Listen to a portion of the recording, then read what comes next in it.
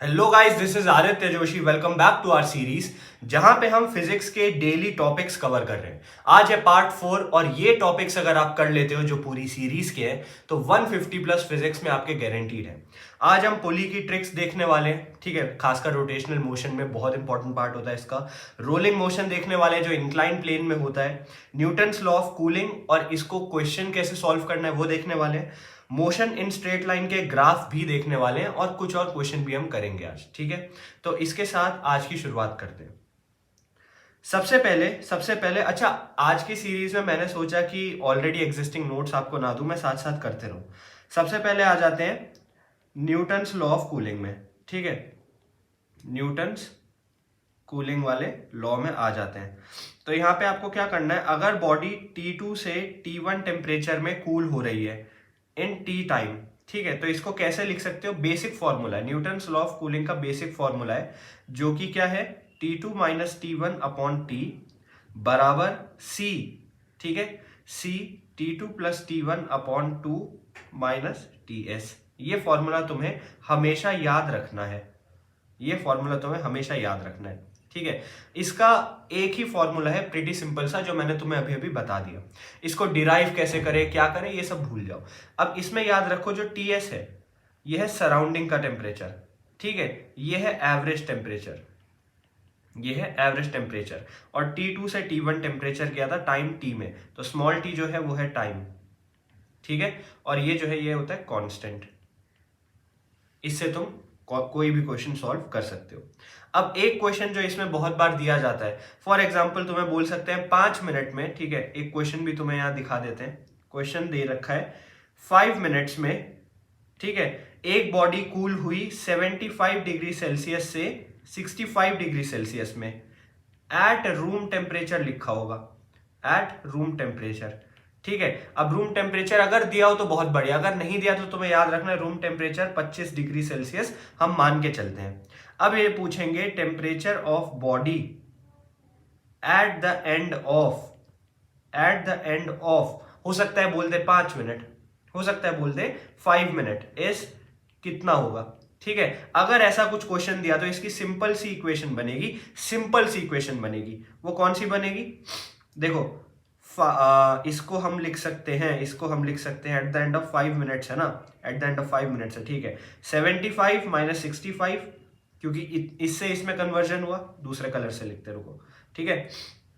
Conversion जहां से जहां हुआ वो हमें लिख देना है, तो इसको लिखेंगे 75 माइनस 65 अपॉन 5, ठीक है, बराबर constant 75 plus 65 upon 2 minus temperature कितना है 25, रूम टेम्परेचर 25, ठीक है। इससे हमें C निकाल देना है, इससे हमें C निकाल देना है। एक बार हम कांस्टेंट निकाल देंगे तो उसके बाद हम क्या कर सकते हैं, 65 माइनस टी अपॉन 5, क्योंकि हमें टेम्परेचर निकालना था, ठीक है, बराबर कांस्टेंट जो भी आएगा कांस्टेंट की वैल्यू यहां से इधर पुट कर देंगे, ठीक है। और इसको लिखेंगे 65 प्लस टी अपॉन 2 माइनस 25। इससे हमें टी की वैल्यू निकल जाएगी। टी की वैल्यू अगर तुम जल्दी जल्दी इसे सॉल्व करो, जल्दी इसको सी को करोगे तो ये अप्रोक्सीमेटली 2/45 आएगा शायद, और टेम्परेचर तुम्हारा 57 डिग्री सेल्सियस के आसपास आ जाना चाहिए, ठीक है। तो इस तरीके से तुम एक सिंपल सवाल सॉल्व कर सकते हो न्यूटन्स लॉ ऑफ कूलिंग का। जैसा कि मैंने बोला न्यूटन्स लॉ ऑफ कूलिंग बहुत बेसिक है और एक ही इसमें फॉर्मूला है जो मैंने तुम्हें बता दिया, इससे डायरेक्ट क्वेश्चन उठेगा। अब आ जाते हैं रोलिंग प्लेन वाले मोशन में, ठीक है। रोलिंग ऑन इंक्लाइंड प्लेन, ठीक है। रोलिंग ऑन इंक्लाइंड प्लेन वाले क्वेश्चन में आ जाते हैं। इसका बेसिक सी एक चीज तुम्हें याद रखनी है, ऐसा कुछ तुम्हें डायग्राम दिया जाएगा, थीटा एंगल होगा जिसपे इंक्लिनेशन हो रखा है, एक तुम्हें रोलिंग ऑब्जेक्ट दे रखा होगा, ठीक है। अब वहां से ए वेलोसिटी या फिर वी वॉल्यूम ए एक्सेलरेशन या फिर वी वेलोसिटी से वो नीचे जा रहा है, फ्रिक्शन उल्टी डायरेक्शन में। हो सकता है तुम्हें अल्फा और ओमेगा भी पूछ लिया जाए, ठीक है। अल्फा और ओमेगा जो है वो रोटेशनल मोशन का पार्ट होता है।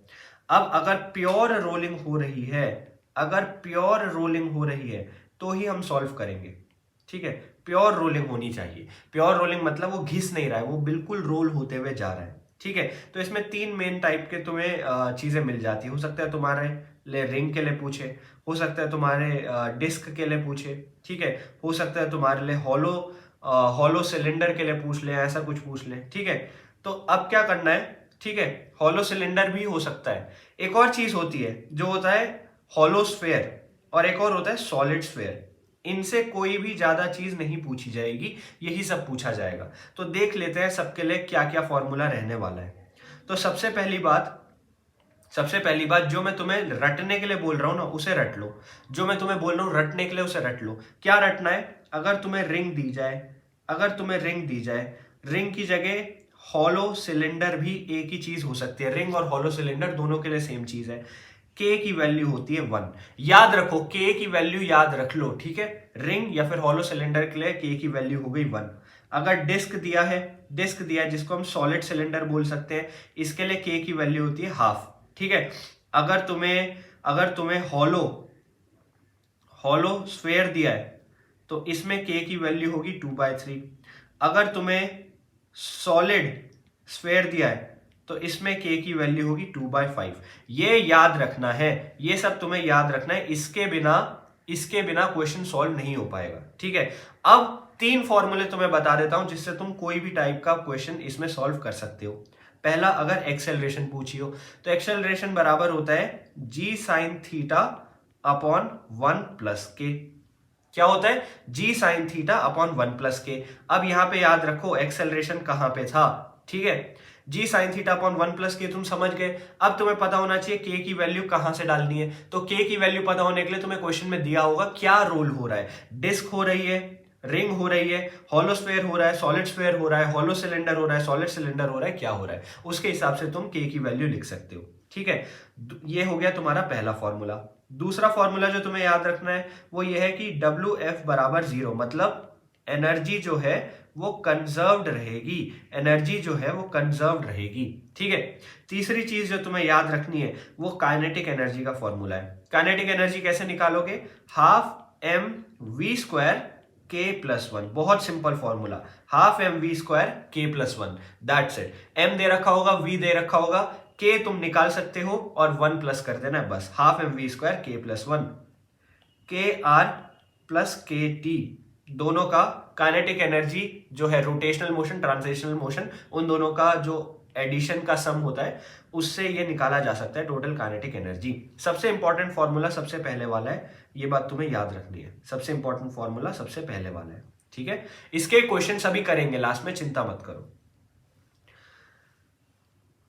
मेरा काम अभी 5 मिनट वाले टॉपिक्स में क्वेश्चन कराना तो है ही, लेकिन सबसे इंपॉर्टेंट चीज है तुम्हें पता होना चाहिए कैसे फॉर्मूला है, फॉर्मूला को यूज कैसे करें, ठीक है।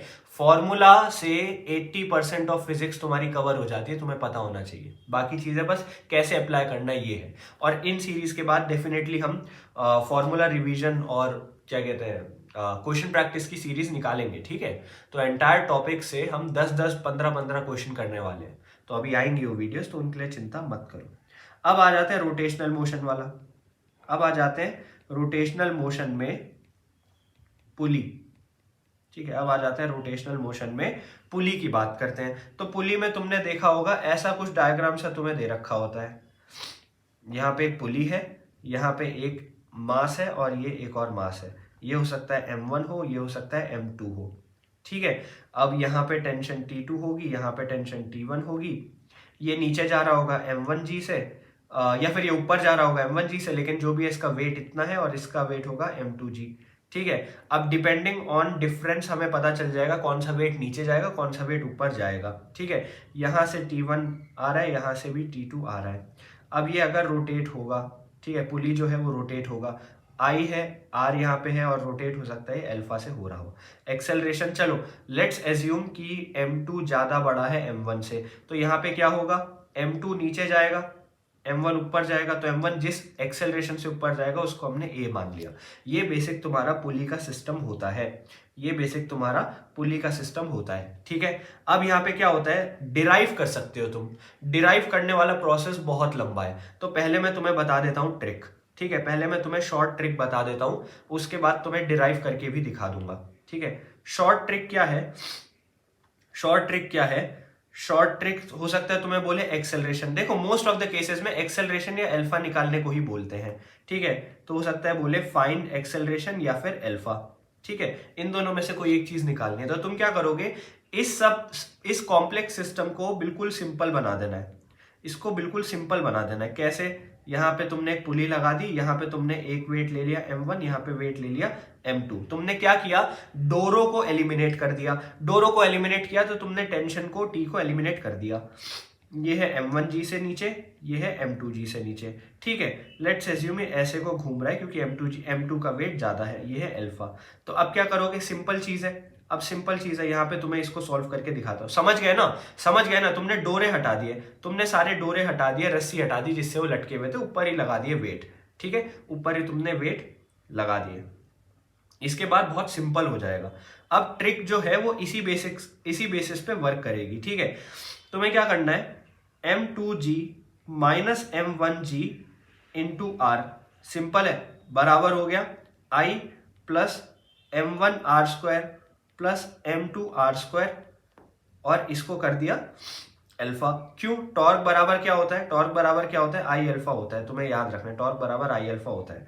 तो अल्फा अगर तुम्हें निकालना है तो अल्फा क्या हो गया, m2g माइनस m1g ब्रैकेट में, और यहाँ पे r upon i plus m1r² plus m2 का r², ठीक है। इससे तुम सिंपल अल्फा निकाल सकते हो, इससे तुम अल्फा निकाल सकते हो। ये थी तुम्हारी ट्रिक, ये थी तुम्हारी ट्रिक, ठीक है। अगर तुम्हें चाहिए कि भैया पूरा हमें सॉल्व करके बताओ ये कैसे फॉर्मूला आया, तो चलो वो भी तुम्हें करके बता देता हूँ। लेकिन आई डोंट थिंक ये वाला तरीका अच्छा है पूरा सॉल्व करने वाला, क्योंकि इतना तुम्हें टाइम ही नहीं मिल पाएगा।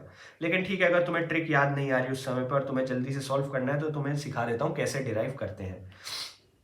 क्या करोगे, देखो ये था ना m2 था यहाँ पे जो नीचे जा रहा था, m1 जो था वो ऊपर जा रहा था, ठीक है, ऐसा कुछ था, ठीक है, ठीक है। अब क्या करोगे, m2g, याद रखो m2 नीचे जा रहा है कि m1 जा रहा है, m2 जा रहा है तो m2 को पहले लिखो, m2g माइनस t2 बराबर m2a।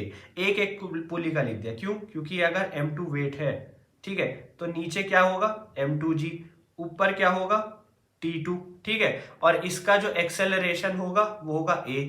तो मतलब m2a जो है, फोर्स जो है, फोर्स बराबर होता है ma, F बराबर होता है ma।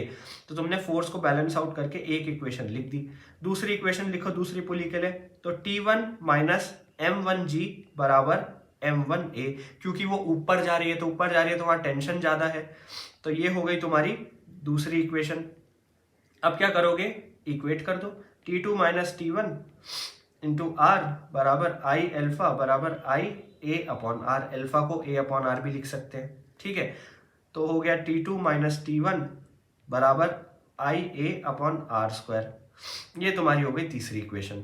अब तुम 1 प्लस 2 प्लस 3 अगर करोगे तो तुम्हारा सारा आंसर आ जाएगा, और तुम्हारी वही वाली ऊपर वाली इक्वेशन आ जाएगी, वही वाली इक्वेशन आ जाएगी, m2g minus m1g upon m1 plus m2 plus i upon r²। ये तुम्हारा आ जाएगा, ये तुम्हारा आ जाएगा, ठीक है, ठीक है। समझ गए, समझ आ रहा है। एक्सेलरेशन तुम ऐसे निकाल सकते हो, और एक्सेलरेशन तुम्हें पता है तो अल्फा भी तुम आराम से निकाल सकते हो। और आगे चलते हैं। अब इसका अगर एक क्वेश्चन का एग्जांपल दूं, एक क्वेश्चन का एग्जांपल दूं, तो हो सकता है तुम्हें एक बेसिक सा क्वेश्चन दिया जाए। बेसिक सा क्वेश्चन ऐसा हो सकता है, सपोज यहाँ पे एक पुली बना दी मैंने, ये r है इसका रेडियस, m है इसका मास, हो सकता है यहाँ पे एक और मास लटका दिया हो m का, ठीक है। हो सकता है तुमसे बोले कि एक मास है m, ठीक है, ये सपोर्ट हो रखा है मासलेस स्ट्रिंग से, ठीक है, मासलेस स्ट्रिंग से सपोर्ट हो रखा है, यूनिफॉर्म हॉलो सिलेंडर से, ठीक है, यूनिफॉर्म हॉलो सिलेंडर से, जिसका मास m है, रेडियस r है। हो सकता है कि बोले रिंग जो है ये जो रस्सी है ये स्लिप नहीं हो रही इस पे, तो एक्सेलरेशन क्या होगा, सिंपल चीज है, एक्सेलरेशन क्या होगा। तो एक्सेलरेशन निकालने के लिए तुम यहीं से निकाल सकते हो, ठीक है, सिंपल सा क्वेश्चन इसका बन जाएगा। अब लास्ट में हम बात करेंगे थोड़े ग्राफ्स की, ठीक है।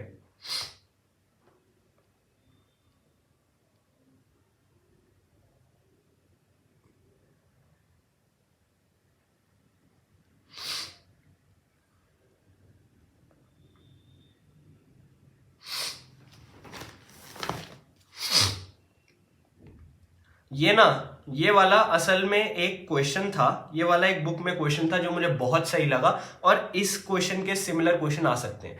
अब तुम्हें क्या करना है, मैच करना है, तुम्हें क्या करना है, मैच करना है, और इसी कॉन्सेप्ट से ना तुम्हारी बहुत चीजें क्लियर हो जाएंगी। सबसे पहले देखते हैं, ठीक है। सबसे पहले क्या देखना है, यहाँ पे ABCD तुम्हें 4 टाइप के ग्राफ दिख रहे हैं, यहाँ तुम्हें बाकी इनके डिस्क्रिप्शन दिख रहे हैं। मैच करो क्या सही ऑप्शन होगा, ठीक है। सबसे पहले ए की बात करते हैं। तो ए में क्या हो रहा है, has a point with zero displacement. एक पॉइंट है जहां पे डिस्प्लेसमेंट जो है जीरो हो गया है, ठीक है, और t बराबर 0 में ही वो डिस्प्लेसमेंट 0 होना चाहिए। तो ए का हो गया R, ठीक है।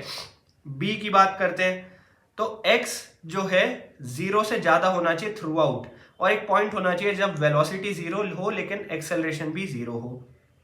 तो बी का हो गया सिंपल Q। सी की बात करते हैं, तो सी का क्या होगा, वेलोसिटी 0 से कम हो लेकिन एक्सेलरेशन 0 से ज्यादा हो, ठीक है। तो सी का हो गया S। और डी की अगर हम बात करें तो डी का रिमेनिंग हो जाएगा, वेलोसिटी 0 से ज्यादा और एक्सेलरेशन 0 से कम है। बहुत इंपॉर्टेंट चीज है ये, बहुत इंपॉर्टेंट चीज। अगर ये वाला ग्राफ तुम्हें दिया है ना, तो इसमें वेलोसिटी पॉजिटिव है लेकिन एक्सेलरेशन नेगेटिव है, याद रखना, ठीक है, याद रखना। और अगर ऐसा ग्राफ दिया है, तो ऐसे ग्राफ में वेलोसिटी जो है वो नेगेटिव है और एक्सेलरेशन पॉजिटिव है, ठीक है, याद रखो। XT ग्राफ है ये, सिंपल XT वाले ग्राफ, ठीक है। इसके साथ तुम्हारी आज की थ्योरी हो गई। अब तुम्हें कुछ क्वेश्चंस दे देता हूं प्रैक्टिस के लिए। तो ये रहे कुछ क्वेश्चंस। सबसे पहला क्वेश्चन मैं तुम्हें बता देता हूं, ठीक है। ये वाला हो सकता है बच्चे कंफ्यूज कर जाएं, बाकी के 2 सिंपल है, ठीक है। बाकी के 2 क्वेश्चन बिल्कुल सिंपल है, तुमसे आराम से हो जाएंगे, ठीक है। लेकिन ये पहले वाला क्वेश्चन मैं चाहता हूं मैं डिस्कस करूं। सबसे पहले, which of the following graph best explanation of cooling of hot water with time. गर्म पानी ठंडा होता है समय के साथ, तो कैसे ग्राफ में तुम डिपिक्ट कर सकते हो उसको। तो सबसे पहली बात तुम्हें याद रखनी है, न्यूटन्स लॉ ऑफ कूलिंग यहाँ पे फॉलो हो रही है, ठीक है। न्यूटन्स लॉ ऑफ कूलिंग क्या कहती है कि एवरेज टेम्परेचर जो है, ठीक है, average temperature and surrounding temperature, ठीक है, सराउंडिंग टेम्परेचर में जितना डिफरेंस होगा ना, उस पे डायरेक्टली प्रोपोर्शनल हो जाएगा रेट ऑफ कूलिंग, ठीक है। इसका मतलब अगर कोई बहुत गर्म पानी रखा है तुमने तो वो जल्दी ठंडा होगा, और अगर कोई थोड़ा सा गुनगुना सा पानी है, ज्यादा गर्म भी नहीं है ज्यादा ठंडा भी नहीं है, ठीक है। Suppose room temperature 25 degree Celsius का है, तुम यहाँ पे 100 डिग्री सेल्सियस का पानी ले आए, तो वो बहुत जल्दी टेम्परेचर लूज करेगा। लेकिन जैसे जैसे वो 25 के पास पहुंचेगा, 50 डिग्री सेल्सियस पहुंचा, टेम्परेचर जल्दी जल्दी गिरते हुए थोड़ा स्लो होने लगा। फिर जैसे ही वो 26 डिग्री सेल्सियस पहुंचा तो काफी देर तक 26 डिग्री सेल्सियस पे रहेगा, जब तक फाइनली वो 25 पे ना पहुंचे। तो सिंपल है, इस ग्राफ से डिपिक्शन होगा, ठीक है। जब टेम्परेचर डिफरेंस बहुत हाई था तो बहुत जल्दी से वो लूज कर रहा था हीट, और जैसे टेम्परेचर डिफरेंस कम हो गया तो टाइम बहुत ज्यादा लगने लगा, ठीक है। तो ये वाला अच्छा क्वेश्चन है, इसको याद रखना। बाकी के 2 पॉज करो, सॉल्व करो, ठीक है। इसको पॉज करो, सॉल्व करके दिखाओ, ठीक है। अब इस वाले को पॉज करो, सॉल्व करके दिखाओ। इसके आंसर हमेशा की तरह मैं टेलीग्राम चैनल पे डाल दूंगा, ये PDF भी तुम्हें वहां पे मिल जाएंगी। और सुनो, बहुत बच्चों ने मुझे बोला कि भैया क्वेश्चन प्रैक्टिस थोड़ी सी ज्यादा कराओ, तो मैं तुम्हें एक बात बता देता हूं, अभी मैं खाली फॉर्मूला और थ्योरी कवर करा रहा हूं, क्वेश्चन जो है वो प्लस है खाली तुम्हारे। अभी मैं चाहता हूं तुम एटलीस्ट मेरे टॉपिक्स की थ्योरी और फॉर्मूला कवर कर लो। अगर क्वेश्चन प्रैक्टिस की बात रही तो अक्टूबर के एंटायर महीने में हर एक चैप्टर से मिनिमम 50-50 क्वेश्चन मैं आपको कराऊंगा, तो डोंट वरी अबाउट इट, ठीक है। क्वेश्चन प्रैक्टिस भर भर के होने वाली अक्टूबर के महीने में। सितंबर के महीने में आप अच्छे से थ्योरी करो, जो मैं बायो की भी करा रहा हूँ, NCERT वगैरह की डायसेक्शन सीरीज में, और फिर अक्टूबर में दबा के हम क्वेश्चन प्रैक्टिस करने वाले हैं। Thank you.